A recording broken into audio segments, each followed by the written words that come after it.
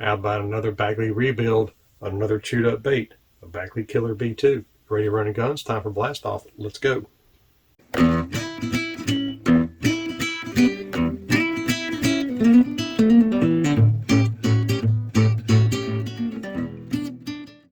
Hey guys, Todd here with you. Welcome back to Bassin 101. Another rebuild. This is an original 70s era Bagley Killer B2 that, again, I bought off eBay pretty chewed up. It was cracked. I mean, it was just really rough shape. And I thought I would do this in a 70s era. I guess you would call this green crawfish on bone, but I have not found a number on this. But I've got pictures of this that I'm going to show you throughout the spray session so you can see what the original looks like and what I am copying. I'm going off pictures. So let's go to the spray booth and let's show you how to paint this thing. Okay guys, what I've got here is a 1970s era Bagley Killer B2 with the weighted ballast bill, and it came beat up. So I took it all down, went through several different series of sealers, including one final resin sealer, and then I painted it just a gloss white for a base coat. That way if I mess something up, I can just wash it off that way and keep up and do it over again. Good advantage to using acrylic paints. But this is going to be kind of like a green tiger. I'm going to try to do as close to the way it was in the 70s. It's like a fire tiger, but it's not. We're actually going to use a bone base. This is a bone that I've made up using white transparent sand, sun peach, and yellow flame until I get it to that creamy kind of color. And of course it's going to use a fluorescent orange belly. I've mixed the back, which this is lime green with a couple of drops of light green, just to kind of tone that lime down a little bit. And then the stencil that I have made up, this is the old-fashioned stencil, the old Craw style, and we'll do that with smoked black. And of course I've got a couple of stencils I use for dots and gills, as I do by hand. So let's start off with the bone base coat.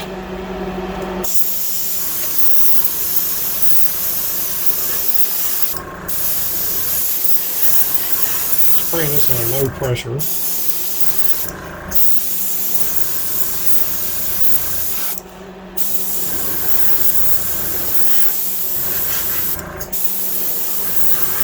I'm going to do this in a couple of coats just to make sure it gets a good coverage on it.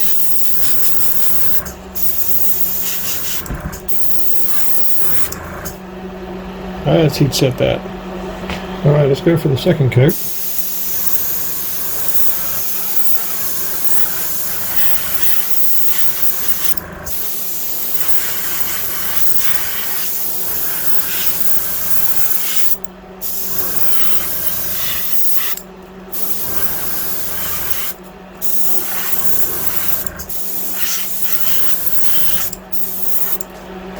There's just a nice light bone,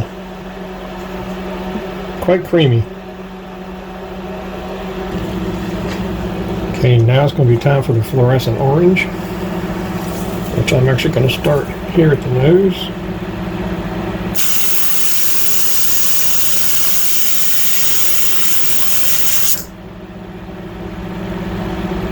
Right there.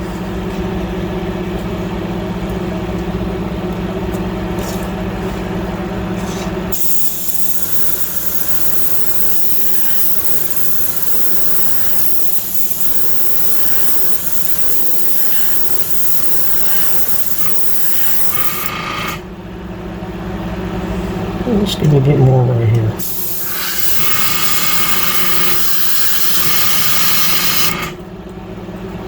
There we go.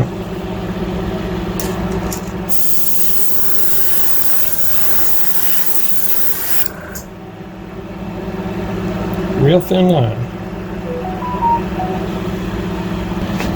Okay, so I've got the green mixture loaded up. I've got the small scale to use for this, and we're going to come down the shoulder and come down the side a little bit, just barely showing that bone on the bottom.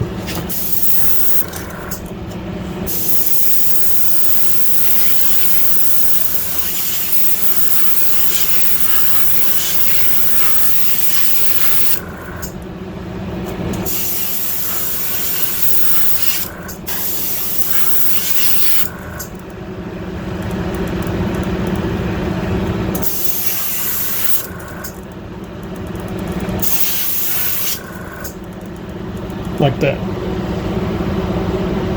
A little bit more right there. And now do the same on this side.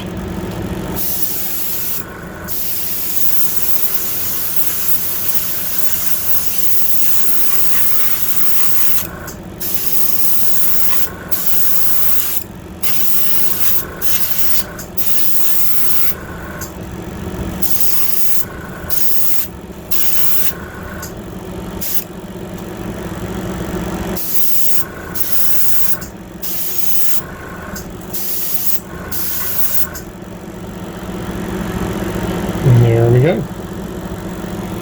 Okay, so the back on this is the same green. It's pretty wide.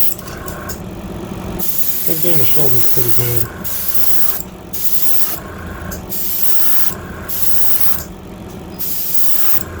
Get to where it kind of fades.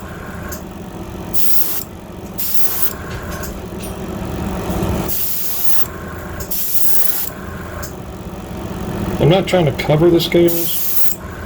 I'm just trying to shade some of that green back.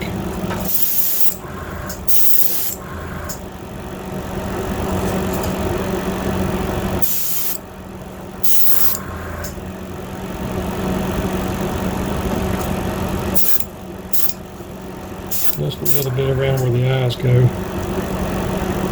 Alright. Okay, so we have this ready to go. And here's the cool part. This is out of a drink, like a water bottle. I like it because it's already curved. And I cut a tiger stripe. The typical tiger stripes that you saw back in the 70s. Those are probably my favorite of all.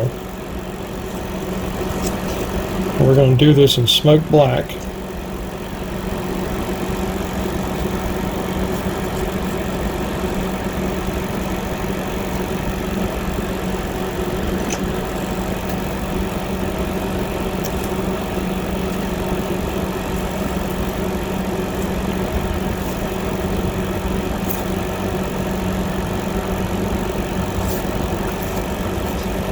I get it lined up just right.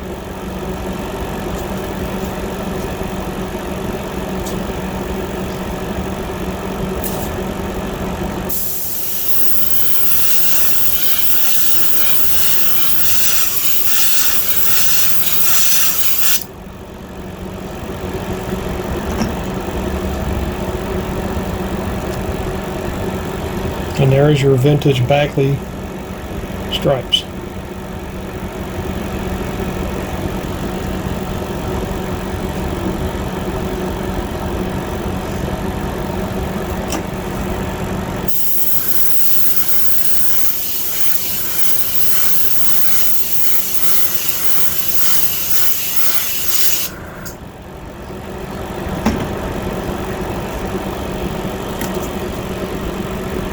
Just like that.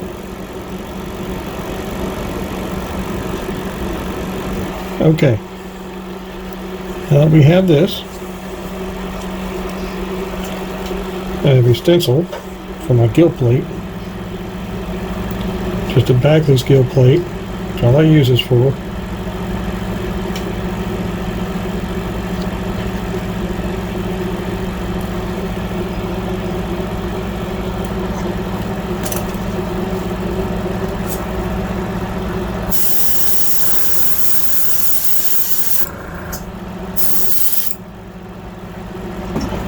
And I'm using bright transparent red to get the gill plate. Now do the other side.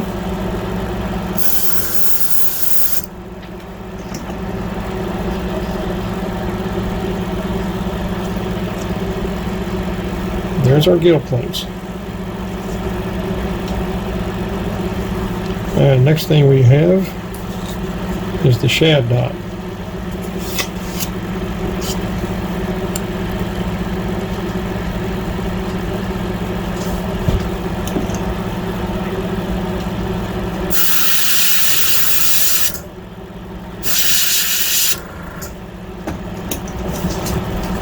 Again, I cut this out of the same water bottle type deal because it's already curved. And now line this up on the other side.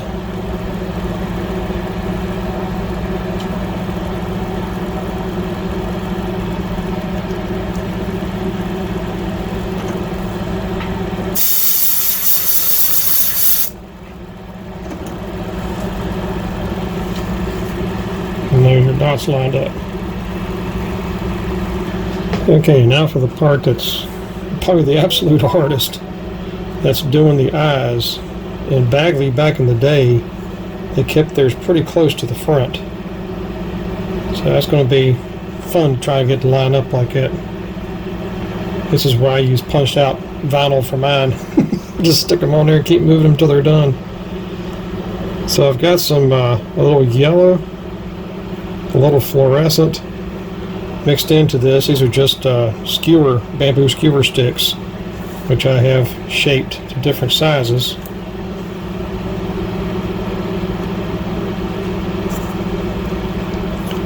I always start with the hard side first. Go off on the middle there.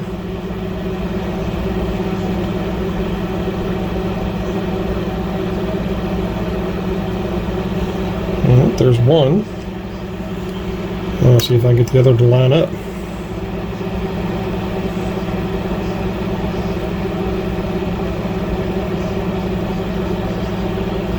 And I did. How about that? That's how Bagley did it back in the day. Real close together like that. Let's heat set those. Okay, so now I have a stick that's been shaped down just a little bit. And these will be the front eyes, or the pupils. Now the way I like doing these, Bagley had theirs towards the front. So that's what I'm going to do here.